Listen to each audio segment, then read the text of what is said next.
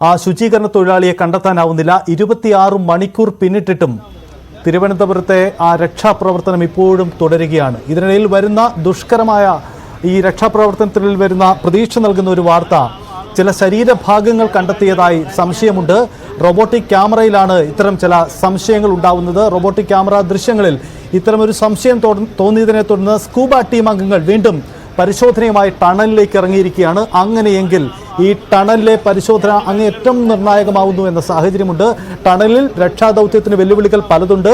കെട്ടിക്കിടക്കുന്ന മാലിന്യ കൂമ്പാരമാണ് പ്രതിസന്ധി ഉണ്ടാക്കുന്നത്. അത് രൂക്ഷമായ പ്രതിസന്ധിയാണ്. എന്തായാലും ജോയിയെ തേടി കേരളത്തിൻ്റെ മനസ്സാക്ഷി ഈ രക്ഷാദൗത്യത്തിനൊപ്പമുണ്ട് എന്നതാണ് സാഹചര്യം. റെയിൽവേ പ്ലാറ്റ്ഫോമുകൾക്കിടയിലൂടെയുള്ള കനാലിലേക്ക് കടന്നു ചെല്ലാനാവാത്തതാണ് ദൗത്യ സംഘത്തെ പ്രതിസന്ധിയിലാക്കുന്നത്. 3 സംഘങ്ങളായി തിരിഞ്ഞാണ് സ്കൂബ ടീം അംഗവും ഒപ്പം റോബോട്ടിക് ക്യാമറയും ഉപയോഗിച്ചുകൊണ്ടുള്ള പരിശോധന അവിടെ തുടരുകയാണ് എന്നതാണ് സാഹചര്യം.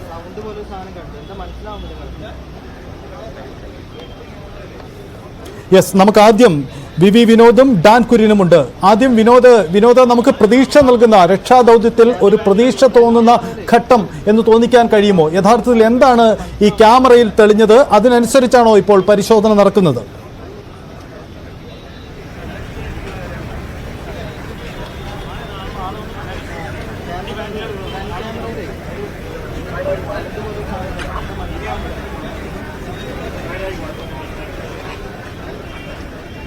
വിനോദ്, കേൾക്കാൻ കഴിയുന്നുണ്ട്? വിനോദ്, ഈ നമുക്ക് പ്രതീക്ഷ നൽകുന്ന ഒരു കാര്യം, ഈ റോബോട്ടിക് ക്യാമറയിൽ പകർന്ന ചില സംശയം തോന്നുന്ന ചില അടയാളങ്ങളാണ്. ആ അടയാളങ്ങൾ കേന്ദ്രീകരിച്ചാണോ ഇപ്പോൾ പരിശോധന നടക്കുന്നത്? വിനോദ്, ചില സംശയമാണ്. ഇതുവരെയും അതിനൊരു സ്ഥിരീകരണം ഉണ്ടായിട്ടില്ല. ഒരു മനുഷ്യന്റെ കാൽ എന്ന് തോന്നുന്ന തരത്തിലുള്ള ഒരു ദൃശ്യമാണ്. പക്ഷേ ഇതുവരെയും അതിനൊരു സ്ഥിരീകരണം ഉണ്ടായിട്ടില്ല.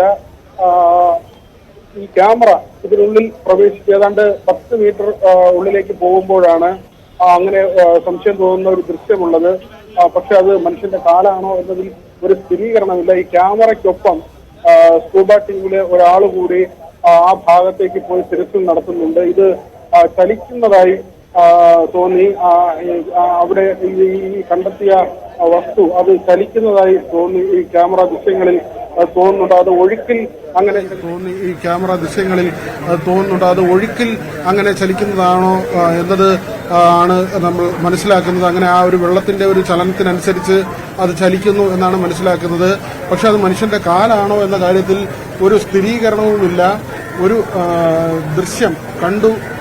അതിനെ കേന്ദ്രീകരിച്ചുള്ള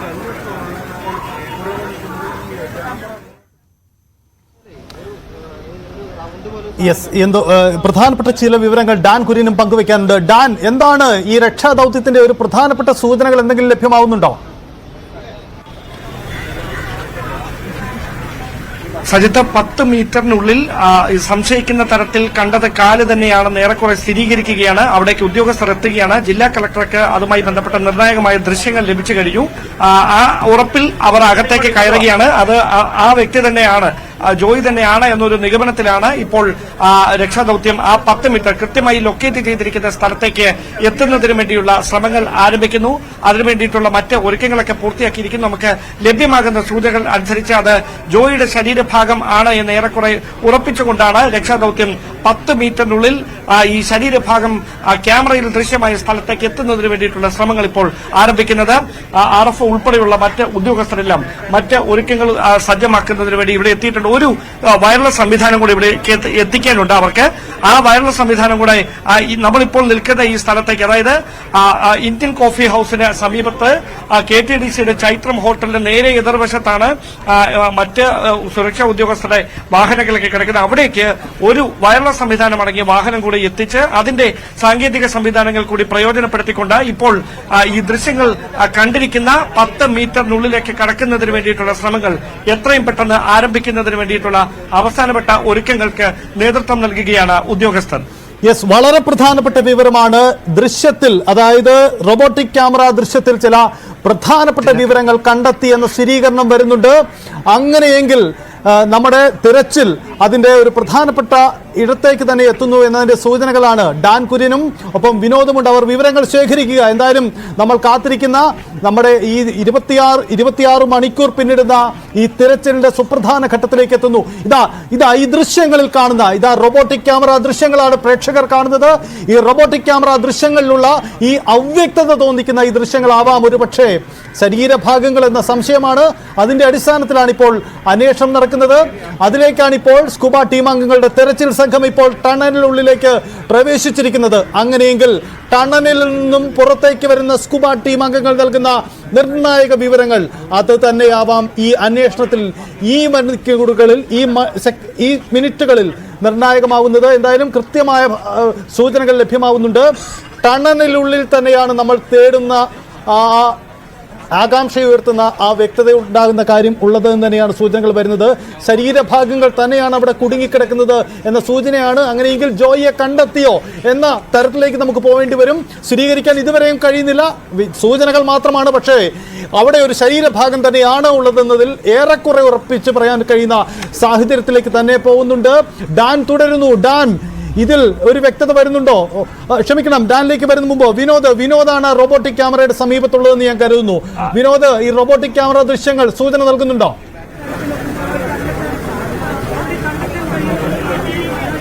സൈത്ത് ഏറ്റവും നിർണായകമായ ഒരു സമയം തന്നെയാണ് ഈ തിരച്ചിലിനെ സംബന്ധിച്ച് ഏറ്റവും സുപ്രധാനമായ ഒരു ഘട്ടമെന്നാണ് നമ്മൾ കണക്കാക്കുന്നത്. ആ തരത്തിലുള്ള സൂചനകളാണ് ഈ ദൃശ്യങ്ങളിൽ നിന്ന് ലഭിക്കുന്നത്. നമുക്ക് ഈ റോബോട്ടിക് ടീം കൈമാറിയ ദൃശ്യങ്ങളാണ്.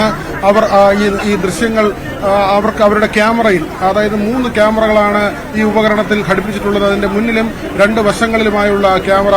അതിൽ ഒരു ക്യാമറയിലാണ് ഈ മനുഷ്യ ശരീരം എന്ന് സംശയിക്കുന്ന തരത്തിൽ, മനുഷ്യന്റെ ശരീരഭാഗം എന്ന് സംശയിക്കുന്ന തരത്തിലുള്ള ഒരു ദൃശ്യം വന്നിട്ടുള്ളത്. ഇത് കേന്ദ്രീകരിച്ചുള്ള അന്വേഷണം സ്കൂബ ടീമിലെ ഒരു അംഗം ഇതിനകം തന്നെ ടണലിൽ ഈ ദൃശ്യങ്ങൾ കണ്ട സ്ഥലത്ത് ഉണ്ട്. അവിടെ തിരച്ചിൽ നടത്തുകയാണ്.